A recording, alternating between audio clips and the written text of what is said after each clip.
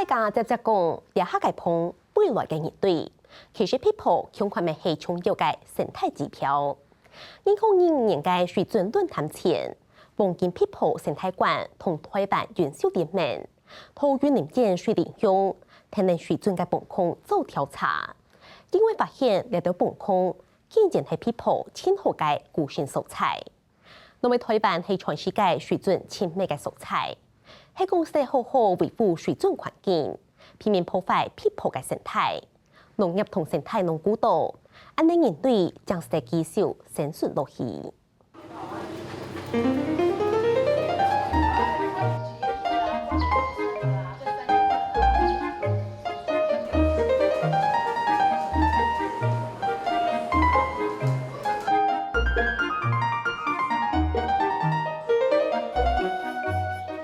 那既然我们这样直接可以看到了，我们就不一定要用手电筒去照它。2025年8月嘅冬日嘅時節，一群青年呢，停定桃南園睇水蓮鄉嘅城鎮國小嘅行龍峰，睇似那有必破嘅。他在睡觉。对，他在睡觉哈。那如果他今天觉得有点热了，他就去選擇沒有太陽的那一間。所以在這裡頭啊，其實有屬於他自己本身小小的不同的環境。佢從塑料作為形象地圖，傾向有乜嘅東西走出來。這個是4格間的蝙蝠屋，它裡頭剛剛在看的時候，是不是有4個格子？那你們覺得要分這麼多格子幹嘛？那他們一服一間嗎？要用那個爪子刷在那個地方，要不然它就會摔下去。沒錯，這邊一格一格的，我們叫做攀爬板。我們通常都會用粗糙的表面，讓蝙蝠可以這樣子啵爬上去。那其實它在爬上去的時候，到它想要的位置，它才會變成道一樣。園林縣城鎮國小行龍峰嘅出頭峰，曬嚟記下錯，必破嘅可以固性嘅素材，因為也條貼片做嘅必破物，來到也料嘅聲音呢，就可以輕輕呢看到也上嘅必破嘅。因為有人用一光一照，它就揪起來了，或者是小朋友說話一大聲啊，它就縮進去了。他會怎麼？他一定會嚇到。你喜歡有人這樣忽然這樣摸你一下嗎？不喜歡，對不對？桃南園詳細睇技術必破物嘅功能，同時每提醒生意呢，看嘅時節會保持距離，點點的看，唔去超到技能。戴手套，然後把它放到高一點的地方哈，然後等它恢復體力，然後自己再往上爬，它就可以自己怎樣再飛走了。好，那千萬就是觀察一下有沒有受傷，如果沒有受傷、沒有脫水的話，就千萬不要把它帶走。有時候它媽媽會回來再找它哦，因為小蝙蝠真的，如果像東亞家蝠，它很小，一般我們是沒有辦法養的。同時，同城鎮國小兩隔壁嘅望見必破嘅生態館地圖。另外，伊個技術員實體同生意嚟講，保育必破嘅觀念。基本上我們的一個成立的一個宗旨，主要還是在這些蝙蝠的一個保育上面的哈。基本上我們目前呢，大概是透過從教育，尤其是從環境教育的面向上去做着手，從一些研究調查上面去做一些着手，因為你必須要有一些科普資料，你才有辦法把這些資料轉化成一般民眾聽得見的這種聲音，或者說這些影像文字資料，讓他們能夠更知道。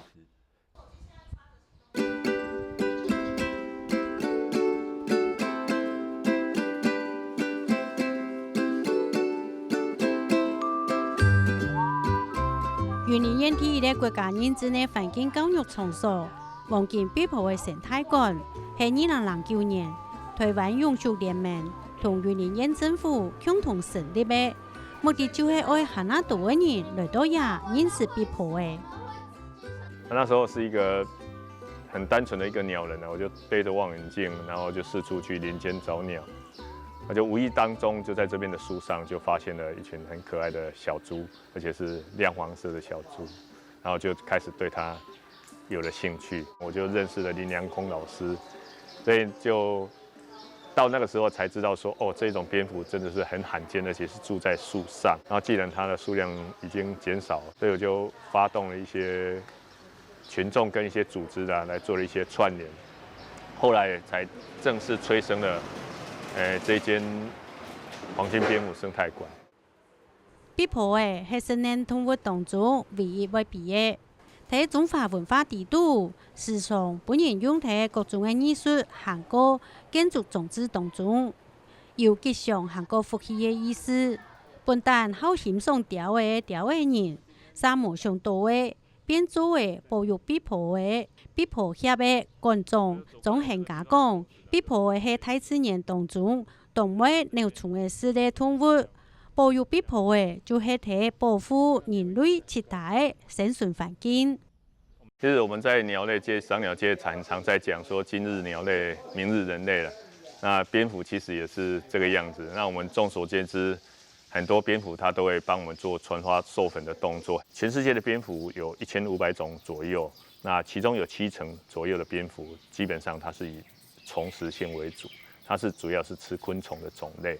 那一只这么小只的蝙蝠，一个晚上可以吃掉几百只到上千只的昆虫。倘若我们环境里面蝙蝠的数量越多的话，也就代表了我们这些环境里面这些虫害的问题，理论上来讲，应该就会减少到比较多。那我们在这些地方也放了很多一些录音器在这边做一些监测。比较常见的一些浅山地区的这些蝙蝠，它躲在我们的斗六大圳里面。在2025年的水准论坛上，总行家观众讲到，早期嘅调查发现，在水准的含空地度变係青岛的壁坡嘅，佢喺林內淺山的斗六大圳就發現超過400含空係嚟青島的壁坡嘅。我們也看到了，在斗六大圳這邊，就是一條沒有幾公里的一個沿山的一個隧道裡面，好幾個隧道口，我們在每個隧道口去做蝙蝠的監測，也發現很多蝙蝠在這幾個隧道裡面的種類，居然都是差不多的。那也監測到有的裡面呢，可能就躲了幾千隻甚至上萬隻的蝙蝠在裡面。那也就是說，很多蝙蝠其實它會利用這些所謂的農田水利設施，直接住在裡面。啊，有的是利用它的水體在上面做覓食，甚至是直接在上面喝水。農田水利署可以有一些比較持續的。第一個就是在蝙蝠生態資源這一塊，因為這個國家水圳綠道從雲林起往嘉義到台南嘛，這個橫跨3個縣市100多公里。其實它沿線一方面有這種植物大樹的這些綠道，有一些樹棲型的蝙蝠，我們在調查發現有在這樣的一個環境利用。那另外就是這中間有很多的這種比較有渠道，那這些暗渠過去大家沒有去刻意注意，其實它其實是蠻多比較洞穴型的蝙蝠喜歡的環境。來跟各位夥伴分享一下，全世界像這種灌溉的圳路，密度最高的是哪個國家？大家知不知道？對，就是台灣。我們總共台灣小小的36000平方公里，我們有75000那個公里的那個圳路。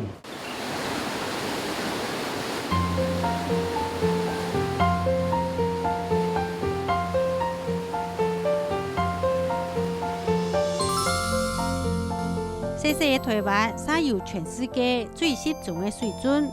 故所總行家喺水準論壇上提出結合水準同壁坡嘅，形成人水準壁坡嘅生態網絡嘅概念。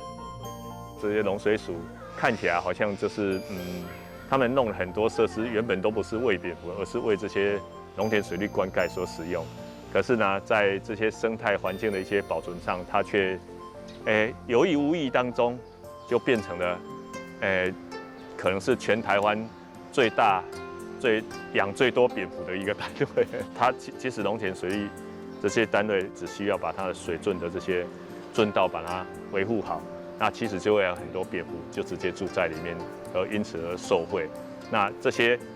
水體的這些裡面的一些干擾物質，如果可以更少一點點的話，那對這些蝙蝠去那邊喝水的話，也會更加的一些健康一點點。它會常常在水域上喝水、抓蟲，這是很常見的一件事情。但是這些影像過去基本上幾乎沒有人在分享。這些水域呢，對這些蝙蝠來講特別的重要，尤其是在它喝水跟覓食這兩件事情上。暗部石頭怎會出來壁坡嘅？前後暗嘅又有水源嘅環境。故所水准的涵康就是其最好的故事的所在。在水准论坛上，总行家未提出的环境教育、研究调查、创意立法、保护故事的所在，来保育碧浦的生态的四大重点。希望政府可以当年的编预算来做对位生态资源的调查。一些倡议就是游说倡议，那我们刚刚有在谈的就是一些立法倡议的一些部分，然后最后才是一些做栖地保护或者是一些栖地营造的这些事情，大概是从这4大方向去想要去做这个所谓的蝙蝠的一个保育的一个工作。在农水署的这个部分，既然我们在很多浅山地区都有很多这种水圳，而且都是打通的，在隧道里面，这些地方本来就是在农水署里面的一个经营管理上，我们就是主要就是用来它只要不要坏掉，不要老坠的哈，然后这样就很 OK 了。但更重要的是，它里面有很多珍贵物种还是住在里面的。那我们怎么样能够透过各式各样的方式把它保存下来，甚至让它能够做一个串联哈？我觉得这个是未来可以努力的一个方向哈。这个也是在去年大家谈那个绿网，国家生态绿网的时候，希望促进农水署、农田水利署也能够加入，因为他们有作用了非常棒的生态资源，像鼓励他们说，在这一块他们可以看看是不是逐年编列预算来做一些生态资源的调查。农水署不单单只是灌溉的这个主管最高单位，他们也可以在生态保育这一块，好，也不用多做太多，只要先把自己的资源盘点一下，好，因为我们小小的盘点，自费盘点就已经发现很精彩。如果说在我们农田水利在未来或工程界的部分，如果说接下来我们以现有的水菌状况的话，我们当然是优先是以维持当地的环境为主。台湾按湿重的水准，沙漠上多的会有按丰富的碧浦的生态。生态专家总行家就建议农水署先对木造工厂开始来做，安尼就可以有效的来守护碧浦的生存空间。进一步的，他都用生物防治的方式来保护农业生产的环境，对大家拢好。如果说要给工程单位的一些建议的话，我大概是可以从那个回避缩缴损减轻跟这个所谓的补偿的4个面向下去讲。当然，在讲这些东西之前，我们可能要先考虑的是，是不是有一些所谓的零方案。零方案指的是说，是不是这个工程可以有替代性的方案，就可以不要做。刚刚张馆长可能有提到的，就是说，他在我不要去扰动蝙蝠可能在隧道里的环境，例如说，如果他隧道没有需要进行修缮的话，那我们当然就原则上就不会去进入，也不会去扰动他们。那现在其实政府机关在这个也有相关的规定，就是我们要实行这个生态检核的这个相关作业。那生态检核的相关作业必须是说是一个工程，整个施工的工程，它从在规划设计阶段，就是施工前到施工中到施工后，那我们在这个这所谓的这个工程的全生命周期的这一段的期间，我们都要进行这个生态的检核。